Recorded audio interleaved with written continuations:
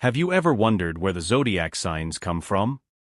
Their history is fascinating and goes back thousands of years. It all started back in Babylon, where ancient astronomers decided to divide the sky into 12 parts, each associated with a specific constellation. This system was adopted and improved by the Greeks, who gave each sign unique characteristics based on their mythology.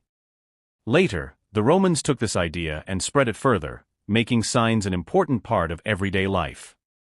Even when Christianity began to spread across Europe and astrology faced resistance, it never completely disappeared. In fact, during the Renaissance, astrology came back with a vengeance and became popular again. These days, zodiac signs are everywhere.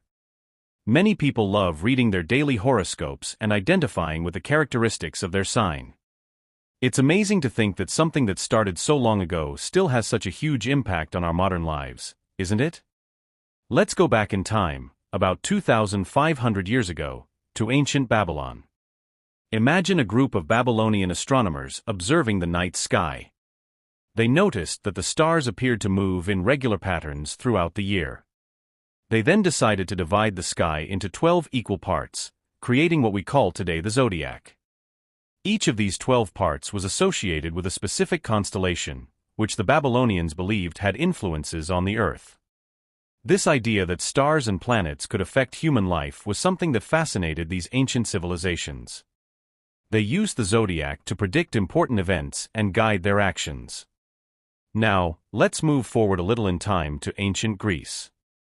The Greeks loved the Babylonians' ideas and decided to adopt the zodiac, but with their own twist.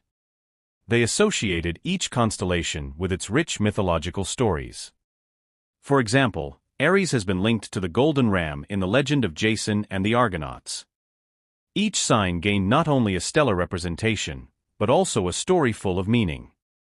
This integration between astronomy and mythology gave the zodiac signs incredible cultural depth. And that's how it all began. The Babylonians created the system, and the Greeks made it even more interesting, mixing science and mythology in a way that still enchants us today. Fascinating, isn't it?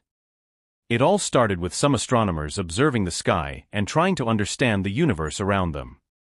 And this ancient knowledge continues to influence us in surprising ways. Then, starting in ancient Greece, the zodiac signs got a new boost when the Roman Empire arrived on the scene. The Romans loved the idea of signs and integrated this practice into their everyday lives. They firmly believed that stars could influence everything from political events to personal lives. Just imagine, Roman rulers consulted astrologers before making important decisions. During this period, astrology really took off. The Romans helped spread knowledge of the signs of the zodiac throughout their empire, which encompassed much of the Western world at the time. It was during this period that the 12 signs of the zodiac were formalized into the way we know them today. Each sign has been associated not only with a constellation and mythological story, but also with certain personality traits and specific planetary influences. But things didn't stop there. As Christianity began to spread across Europe, astrology faced resistance. The Church viewed anything that seemed to challenge the idea of a divinely ordained destiny with suspicion. Even so, astrology continued to be practiced, especially among esoteric and intellectual circles. It was one of those things that, despite the criticism, never really went out of fashion. In the Renaissance, there was a resurgence of interest in astrology. With the rediscovery of many ancient texts and a renewed interest in science and mysticism, astrology has returned with a vengeance. Great thinkers of the time, such as Nostradamus, were respected astrologers. Astrology began to blend with nascent science, and many people saw the two fields as complementary, not conflicting. It was during this time that astrology began to firmly establish itself as a cultural practice that went beyond superstition. People consulted their horoscopes not just out of curiosity, but as a serious way of seeking guidance and understanding the world around them. And so the zodiac signs continued to gain popularity, setting the stage for what we would see in modern times. Interesting, right? From the Babylonians and Greeks to the Romans and Renaissance, astrology has a rich and complex history, full of twists and turns and rebirths. But first, I need to ask you, are you enjoying? Subscribe to the channel so you don't miss the next videos and leave a like. In modern times, zodiac signs have found a special place in popular culture. With the arrival of the 20th century and the advancement of mass communication, astrology began to appear in newspapers, magazines, and eventually on the internet. Daily horoscopes have become a common reading for many people, offering quick insights into love, career, and personal life. During the 20th century, there was a real explosion of interest in the signs of the zodiac.